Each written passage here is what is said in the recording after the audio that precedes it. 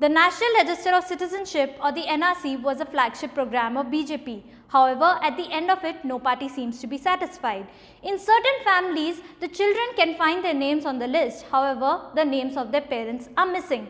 Even military personnel have suffered.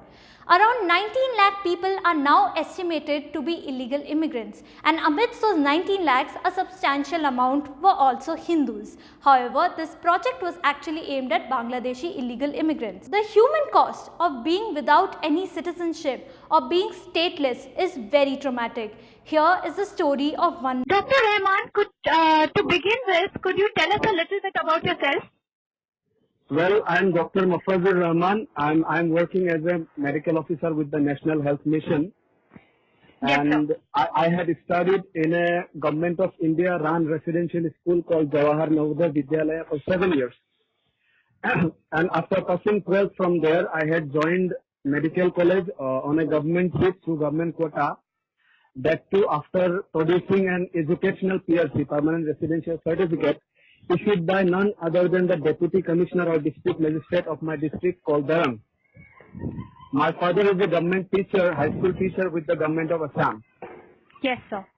Sir, so now that we know that your name was left out of the NRC, could you tell us about the events that led up to that moment that you found out that you were being labeled as a foreigner in your own country? Look, madam, the NRC, this process itself has been a very cruel, harsh paperwork demand. This has been a 5-year long, it has begun all way back in 2015. The process was carried out. We had all along been cooperating and providing adequate documentation and proof that we belong to this country. We are genuine Indian citizens. Yes, sir. A long, very stringent scrutiny and verification process followed. Yes. Field verification happened and the disposing officer called us in the hearing centers 2 to 3 times. We went with the whole family and we had given them documents that we belong to this country. My grandfather had expired in 2012, but my grandfather's younger brother is an Indian passport holder. He was born in India in the year 1944 as per the Indian passport that he holds. So were you in the hospital when you found out that your name was not on the list? Yes, precisely. I was in the hospital where I work. I was on a normal OPD duty. Yes, And sir. the previous night actually we had conducted a successful delivery of a primary gravida.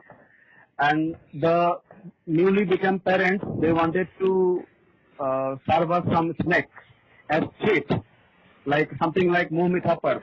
And we were having the snack and that mithai that they brought for us, and even before this tea was finished over, I got a call from my home that this devastating news that our name has been excluded from the NRC.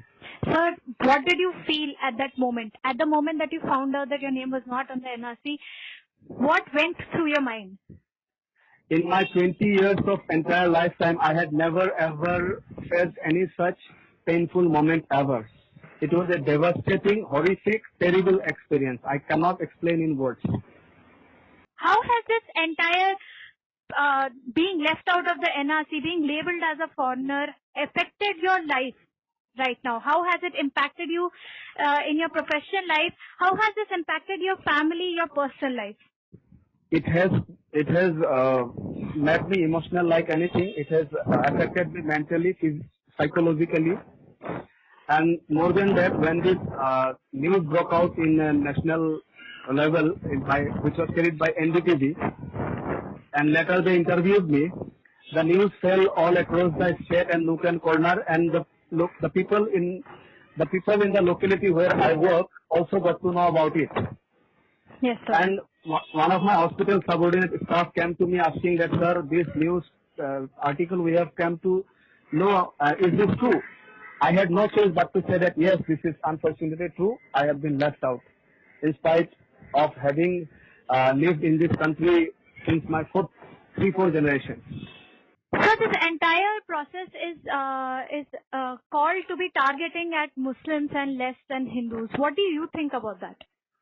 Look, madam, the most powerful minister in the Assam government, who is Himanta Biswa Sarma, if you go through his series of interviews that were being aired on all the vernacular Assamese channels of the state, it was nothing but a clear fear-mongering. He was trying to give a message by and large that all the employees and NRC officials, all the organizations, they should be targeting more and more to exclude as many Muslims as possible.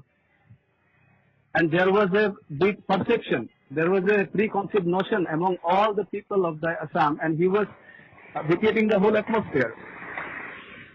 He was appealing publicly and openly that we should be focusing more and more how to exclude more and more Muslims, So you especially think, the Bengali-speaking Muslims. so you think it was aimed at the Muslims, right, sir?